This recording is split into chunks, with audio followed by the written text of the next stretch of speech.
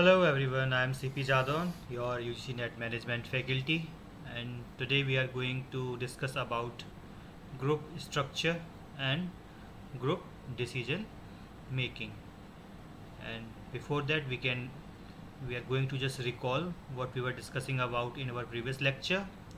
In that lecture, we were talking about what is group and what are the different theory of group formation, and जहाँ हमने देखा था कि वो चार थ्योरी थी।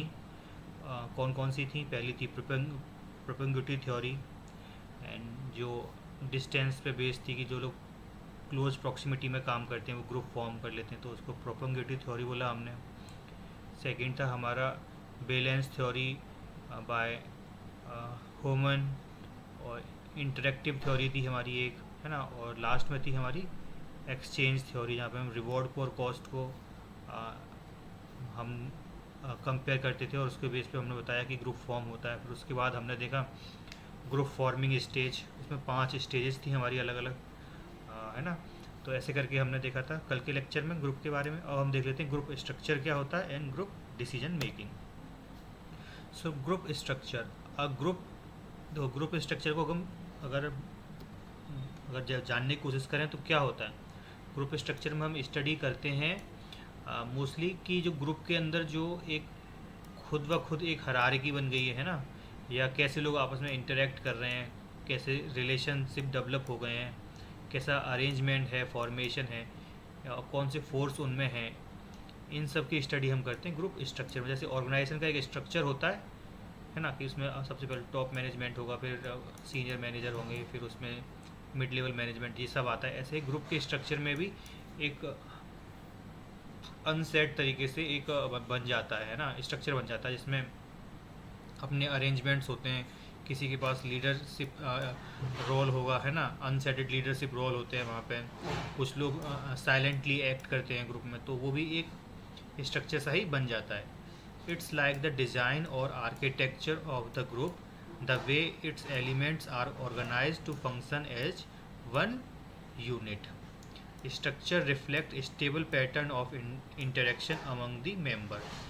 जो हमारा ग्रुप का स्ट्रक्चर बन चुका है ना, वो बताता है कि जो फ्लो ऑफ इंफॉर्मेशन कह सकते हैं या इंटरेक्शन कह सकते हैं लोगों में किस तरीके से होगा। की structural variable of a group क्या हो सकते हैं वेरिएबल्स, है ना। ऐसे कौन कौन से फैक्टर्स होते हैं ये देख लेते हैं। पहला है रोल। रोल से मतलब क्या है कि जब ग्रुप फॉर्म होता है तो उसमें हर किसी व्यक्ति के पास अपना एक रोल परफॉर्म करने की जिम्मेदारी होती है ना। Every group member play a role, a set of expected behaviour pattern from someone holding a certain position in the group.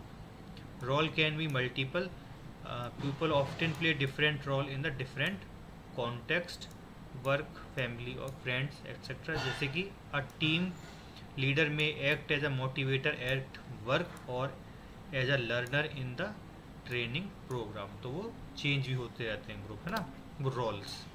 अब रोल आइडेंटिटी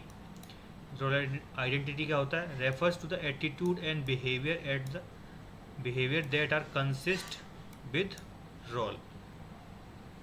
पीपल में चेंज देयर रोल और identity quickly when the situation demanded. जो role identity है वो change भी हो जाती है सिचुएशन के हिसाब से। ऐसे ही role perception, how a person believe that they should behave in a given situation based on cues from the friends, book, media etcetera.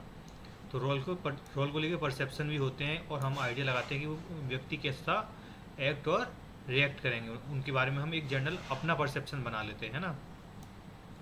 Role expectation से क्या है कि हम अपने ग्रुप मेंबर से क्या एक्सपेक्ट कर रहे हैं, ये होता है role expectation. How other believe a person should act in specific context, की एक स्पेसिफिक कॉन्टेक्स्ट में वो कैसा एक्ट और रिएक्ट करेंगे। For example, a teacher is expected to be calm and honest while a football coach is expected to be dynamic and inspiring. तो ये होता है role expectation. And then is role conflict. जब group बनता है तो conflict तो वहाँ आने ही आने होते हैं। occur when there are contradictory expectation from different role. For example, meeting work deadline, employee role may conflict with attending a family event, family role. तो रोल कॉन्फ्लिक्ट्स भी होते हैं। कौन से होते हैं कि मान लो एक ही व्यक्ति से जब हम आ, एक ही टाइम पे डिफरेंट डिफरेंट रोल प्ले करने को बोल रहे हैं, है ना, तो वहाँ पे रोल कॉन्फ्लिक्ट अराइज हो जाते हैं। फिर है नॉर्म्स। नॉर्म्स कैसे अफेक्ट करते हैं? ग्रुप रूल्स और guidelines that define acceptable behaviour with in the group. Norms vary between group and situations. For example, in one workplace, strict punctuality may be norms. In other, flexible hour may be acceptable. कहीं पे क्या होगा कि norms हैं कि आपको punctuality दिखानी है, लेकिन कुछ और जगह वहाँ पे फ्लेक्सिबल टाइम का सिस्टम है ना, तो नॉर्म्स भी अफेक्ट डालते हैं ऐसे। फिर है conformity, tendency of a member to adjust behavior to match the group norms for acceptance। यहाँ पे क्या है कि conformity मतलब अपने ग्रुप के साथ वो खुद को कैसे जेल इन करे, है ना, जिससे क्या वो कॉन्फ्लिक्ट को अवॉइड कर सके। तो यही है हमारा conformity। deviant workplace behavior, behavior that violate organizational norms and harm the organization or its member। For example spreading false rumours and verbal abuse and harassment. देखो ये सब रोल्स हैं हमारे ना, इनमें कुछ ऐसा खास है नहीं, ऐसा मतलब ये कोई इतने इम्पोर्टेंट नहीं है, लेकिन हमें एक आइडिया होना चाहिए कि रोल स्ट्रक्चर के अंदर ऐसे कौन कौन से की फैक्टर्स होते हैं जो अफेक्ट डाल सकते हैं, कैसे सर्टेन वे में लोग इंटरेक्ट एंड रिएक्ट कर रहे हैं। तो ये बस हमें एक मोटा मोटा आइडिया होना चाहिए, जैसे रोल क्या हो गया, रोल आइडेंटिटी क्या होती है, नॉर्म्स, कन्फॉर्मिटी कैसे फ़र्क डाल रही है ना, या डेविएंट बिहेवियर। तो ये सब हमारे हो गए की कंपोनेंट ऑफ ग्रुप स्ट्रक्चर। अब देख लेते हैं ग्रुप डिसीजन। अब जब लोग काम कर रहे हैं एक साथ, तो फिर वो डिसीजन कैसे लेंगे, ये हम देखेंगे अब ग्रुप डिसीजन मेकिंग में। इसके कुछ मेथड्स भी देखेंगे हम। Group decision making is a process in which individual collectively chosen from the several available option. देखो ग्रुप में क्या होता है, बहुत सारे लोग होते हैं, तो वो अपना अपना ओपिनियन देते हैं किसी प्रॉब्लम को लेके, है ना, अपना अपना सोल्यूशन प्रोवाइड करते हैं। फिर उनमें क्या होता है, डिस्कशन होता है, और उसके बेस पे एक जो सबसे अच्छा अल्टरनेटिव लगता है उसको हम सिलेक्ट कर लेते हैं। तो यही होता है ग्रुप डिसीजन मेकिंग। लेकिन इसमें कुछ दिक्कतें भी आती हैं, इतना आसान नहीं होता है ना। अब वो हम देखेंगे क्या दिक्कतें आती हैं। वर्क प्लेस इंपॉर्टेंस तो आप पढ़ लीजिएगा। देखो ये दिक्कतें आती हैं, की फिनोमेना इन ग्रुप डिसीजन मेकिंग। एक होता है ग्रुप थिंक, एक होता है ग्रुप शिफ्ट। अब ये देख लेते हैं क्या होता है। देखो ग्रुप थिंक क्या होता है कि एक ग्रुप में मान लो 10 लोग थे, है ना, 10 लोग थे। अब इनमें से कुछ लोगों ने बोला कि हमको किसी एक प्रोजेक्ट में शामिल हो जाना चाहिए, है ना। लेकिन क्या हुआ, 2-3 लोगों ने मना किया कि नहीं, उस प्रोजेक्ट में हम शामिल नहीं हो रहे, क्योंकि वहाँ पे क्या है, रिस्क है। लेकिन इन 2-3 लोगों ने क्या है, खुलकर विरोध नहीं किया। मतलब ये लोग साइलेंट हो गए, अपने मन ही मन में बात कर रहे हैं या एक दूसरे से बात कर रहे हैं, लेकिन बिल्कुल मुखर होकर बता नहीं रहे हैं और लोगों को। क्यों नहीं बता रहे हैं? क्यों? उन्हें लगेगा कि ग्रुप कहीं उनके अगेंस्ट में ना हो जाए। तो उनको ऐसा लग रहा है कि ग्रुप उनके अगेंस्ट ना चले जाए, इसीलिए कन्फर्मिटी बिठाने के लिए ये लोग साइलेंट रहेंगे, और इनके साइलेंट रहने वाले नेचर को ही इनकी हाँ मान लिया जाएगा, और ऐसा मान लिया जाएगा कि ये 10 लोगों का ही फैसला है, ना कि सिर्फ 7 या 8 लोगों का। ये पूरे ग्रुप का फैसला मान लिया जाएगा। और ये लोग कैसा एक्ट करेंगे, यहाँ पर 2 या 3 लोग हैं, वो साइलेंट एक्टर हैं। वो चाहते तो नहीं थे ऐसा हो, लेकिन ग्रुप में कोई कॉन्फ्लिक्ट पैदा ना हो, इसीलिए उन्होंने हाँ बोल दिया। मतलब हाँ बोला नहीं, लेकिन वो साइलेंट रहे, लेकिन उनकी साइलेंसी को उन्होंने क्या मान लिया, उनकी यस मान लिया, है ना। तो ये होता है ग्रुप थिंक होता है, जहाँ पे वो साइलेंट रहे और उनके साइलेंट रहने को नेचर को उन्होंने यस मान लिया, है ना। ऐसा क्यों कर रहे हैं, साइलेंट वो क्यों रह रहे हैं? Resistance to contradictory evidence, direct pressure और डिसेंटर्स। अच्छा, जो मेंबर हैं जो अपोज करना चाह रहे हैं उन पर प्रेशर होता है ग्रुप का, इसीलिए वो लोग चुप रहते हैं ना। वो प्रेशर फेस करना नहीं चाह रहे, या कॉन्ट्राडिक्शन फेस करना नहीं चाह रहे। और सेल्फ सेंसरशिप, वो खुद ही चुप हो जाते हैं। डाउटिंग मेंबर रिमेन साइलेंट जो मेंबर डाउट में है वो साइलेंट रहता है टू अवॉइड डिस्टर्बिंग, जो कंसेस बन रहा है उसको डिस्टर्ब ना करे, इसीलिए वो साइलेंट रहते हैं। तो ये कुछ कारण है कि इसलिए वो लोग साइलेंट रह जाते हैं। वहीं ग्रुप शिफ्ट में क्या होता है कि 10 लोग थे, है ना, इनमें से मान लो 8 या 7 लोगों ने बोला, या 8 या 7 बोल लो, मोस्टली 2 या 3 लोग ऐसे होंगे जो बोल रहे होंगे कि हमें एक प्रोजेक्ट में इन्वेस्ट करना चाहिए, ये बहुत अच्छा प्रोजेक्ट है, तो हम उसमें 10-10 लाख रुपए इन्वेस्ट कर देते हैं, है ना। अब 2-3 लोग जो ज़्यादा एक्टिव होते हैं उन्होंने ऐसा बोला, अब 3-4 लोग ने इनकी हाँ में हाँ मिला दिया, है ना। तो अब क्या हुआ कि 7 से 8 लोग हो गए, फिर 2-3 लोग और बचे, उन्होंने भी बोला कि हाँ हाँ कर लेते हैं। तो अब क्या हुआ, इन्होंने ज़्यादा कुछ दिमाग नहीं लगाया, और अब इन्होंने क्या किया कि सब लोग मतलब तैयार हो गए। तो इन्होंने फिर पहले 15 लाख के लिए तैयार हुए, फिर और ये हाँ में हाँ मिलाने लग गए, तो अब इन्होंने 25 लाख उस प्रोजेक्ट में लगा दिए, बिना कोई ज़्यादा सोचे और विचार किए हुए, सिर्फ कहने कहने के बेस पे। मतलब एक्सट्रीम कंडीशन को जब मैच करने चले जाते हैं तो उसको बोलते हैं ग्रुप शिफ्ट। यही डिफरेंट होता है कि यहाँ पे लोग साइलेंट रह जाते हैं ग्रुप थिंक में, लेकिन यहाँ पे क्या होता है कि लोग और बोलते हैं कि हाँ हाँ कर लो, और वो एक एक्सट्रीम पोजीशन की तरफ मूव कर जाते हैं। तो इस केस में क्या होता है, रिस्क बहुत ज़्यादा बढ़ जाता है। A change in member decision toward more extreme position after group discussion compare to their initial individual decision. उन्होंने इंडिविजुअल डिसीजन लिया था पहले कि 10 लाख इन्वेस्ट करते हैं, लेकिन और डिस्कशन हुआ ग्रुप में, और क्या हुआ, 15 हुआ, और 15 से वो 25 पे पहुंच गए, है ना, इन्वेस्टमेंट करने के लिए। तो ये बहुत रिस्की हो गया, है ना, बिना किसी ज़्यादा एनालिसिस के। इसके रीजन क्या हो सकते हैं, increase familiarity and comfort among member during the discussion, और दूसरा है greater confidence and boldness due to group support. तो ये मोटा मोटा हमारा डिफरेंस होता है, और यही हमें पता होना चाहिए कि यहाँ पे लोग साइलेंट रहते हैं, और उनके साइलेंट रहने वाले नेचर को उनकी यस मान लिया जाता है, और पूरे ग्रुप का डिसीजन मान लेते हैं उसे हम। और वहीं ग्रुप शिफ्ट में क्या होता है कि कुछ लोग बोल रहे होते हैं और उनकी हाँ में हाँ मिला के हम और ज़्यादा रिस्क की तरफ मूव कर जाते हैं, एक्सट्रीम पोजीशन की तरफ हम मूव कर जाते हैं। तो ये 2 कीवर्ड हमें याद रखने हैं group think and group shift में। अब हम कैसे बचें group think and group shift से, तो उसके लिए कुछ मेथड बनाए गए हैं, अब उनको देख लेते हैं। तो पहला है ब्रेन स्टॉर्मिंग। ब्रेन स्टॉर्मिंग क्या होता है,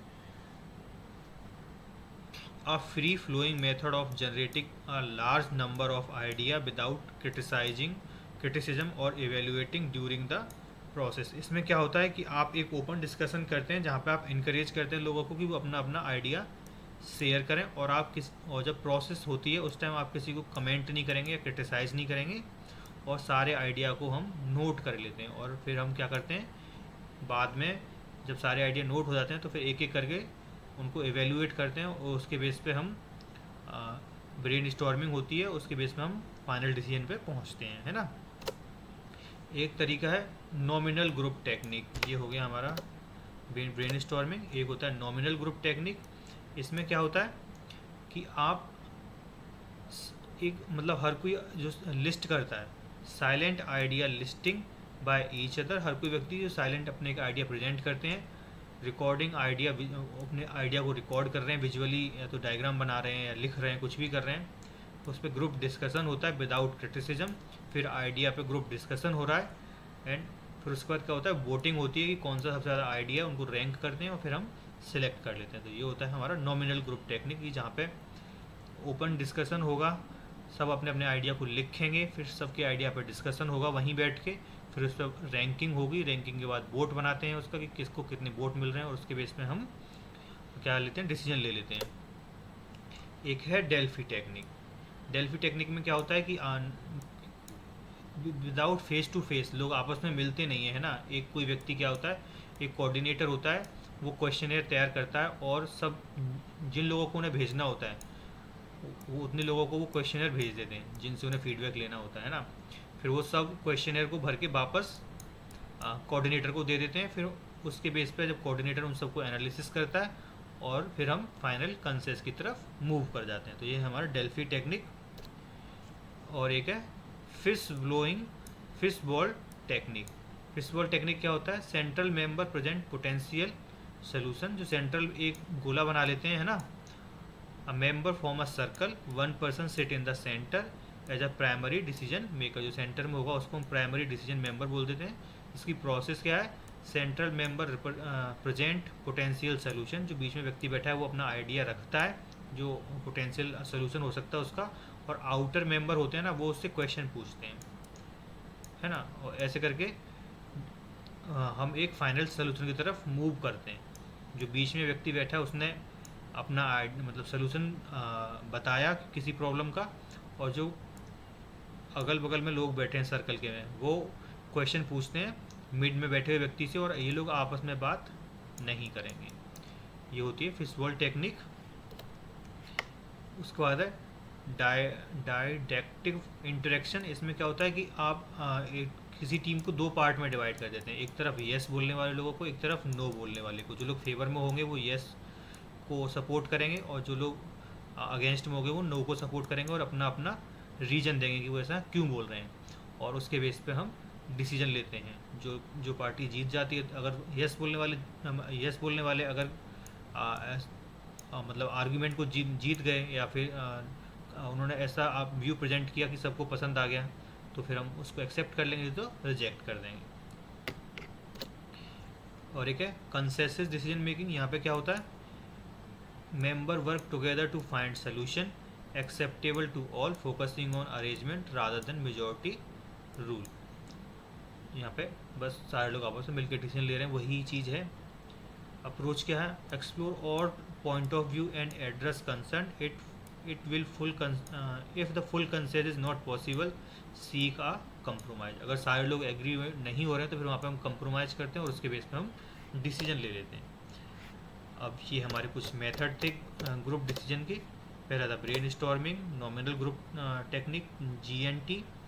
आपके पास एक होमवर्क और है, इन सब के आपको किन किन लोगों ने, जैसे किसी ने ब्रेन स्टॉर्मिंग दिया होगा, किसी ने नॉमिनल ग्रुप टेक्निक दी होगी, है ना, डेल्फी टेक्निक किसने दी, ये किसने दी है, आपको इन सब के नाम एक जगह नोट करके वो याद करने हैं, है ना। वो भी कभी कभी पूछ लिए जाते हैं, मोस्टली डेल्फी टेक्निक या फिर GNT एंड ब्रेन स्टॉर्मिंग, इन सब के। तो ये कुछ हमारे डिसीजन मेकिंग मेथड थे। अब देख लेते हैं स्टेप क्या होते हैं ग्रुप डिसीजन मेकिंग में। ये हम कई बार देख चुके हैं स्टेप। वैसे सबसे पहले हम आइडिया, जो प्रॉब्लम है उसको आइडेंटिफाई करेंगे, है ना। आइडेंटिफाई द प्रॉब्लम और अपॉर्चुनिटी, उनको हम आइडेंटिफाई करेंगे क्या दिक्कत है या क्या अपॉर्चुनिटी है हमारे पास। फिर हम अल्टरनेटिव आइडिया और जनरेट करेंगे, अल्टरनेटिव्स। फिर सारे अल्टरनेटिव को हम क्या करेंगे? इवेल्युएट करेंगे एक एक करके। फिर जो सबसे अच्छा होगा उसको हम सेलेक्ट कर लेते हैं, डिसीजन ले लेते हैं। फिर उसके बाद उसे हम इम्प्लीमेंट करेंगे। इम्प्लीमेंट करने के बाद फिर मॉनिटर करते हैं, मॉनिटर एंड एवेल्युएशन होगा, और कहीं ज़रूरत होगी तो उसमें फिर हम करेक्शन करते हैं, है ना। तो ये है हमारी प्रोसेस किसकी? ग्रुप डिसीजन मेकिंग की। तो this is all for today class. Thank you.